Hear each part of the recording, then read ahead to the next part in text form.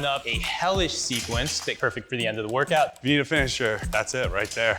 You can train your triceps with skull crushers, with triceps press downs, with close grip bench presses, but sometimes at the end of the workout, after you've gone heavy and hard, it helps to finish with body weight. We have a nasty fast finisher for you at the end of your triceps or arm workout today, right, Matt? Yeah.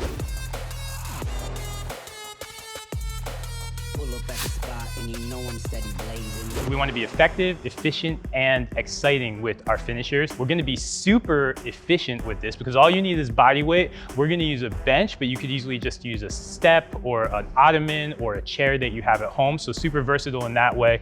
It's going to be efficient. We're going to step very quickly through 3 moves. Each one is going to remove a little bit of challenge. So we're going to that drop set method, which is really proven and really effective for triceps finishers. And it's also going to be a little bit exciting too. They're new moves that we all know the close grip press, but the first 2 moves not everyone knows. Definitely exciting. And one thing I love about a finisher is a very exciting point is the end, right? Seeing how far you can get to on that last exercise. Exactly. So we're going to the finish. The setup for this, you're going to take every single exercise. We're going to give you 3 exercises in sequence. You're going to do each of these until technical failure. When your form fails, it's going to be different for everybody. That's when you're done.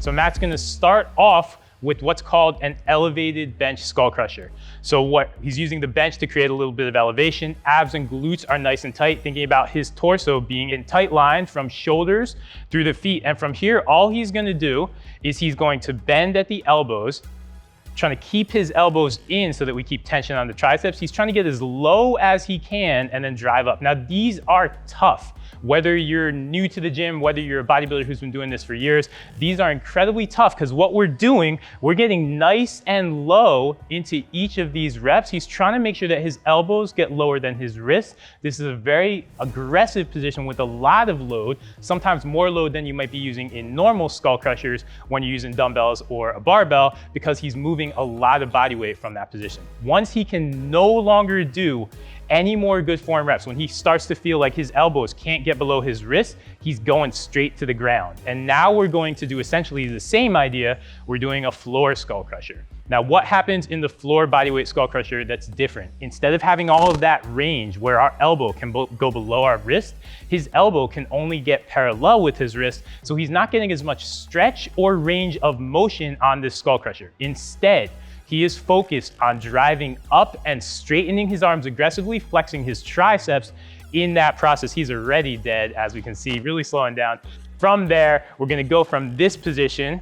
He's gonna move his hands so they're a little narrower than shoulder width, and now we're going into close grip push-ups. So now instead of that isolation idea, note that Matt's gotten already much stronger on this move, because instead of isolating his triceps, and that's the only real muscle that's working, now he gets help from his shoulders and his chest to really finish aggressively, and he's gonna rep these out until, again, technical failure. When his hips start to rise, when he can no longer control his core, that's when he knows the set is done, but we're gonna let him be done now because I can already hear I think that was a good set. It looked good. I mean, you can see the sweat. Again, I think it's interesting because when we think triceps, right, we're working with weights most of the time, and that makes it not really a total body idea, but this is a total body concept. And I think you feel it just through your entire body, not just your triceps, right? Oh, definitely. My triceps are pumped. My midline though, tremendous pump in the abs right now. But one thing I found really cool was going from the bench, right? We create this range, then we take it down to the floor where we shorten the range. And when you first start that second movement, all of a sudden it's like weight kind of comes off your shoulders and you're like, oh my God, this is a little bit easier and it's a little bit more manageable.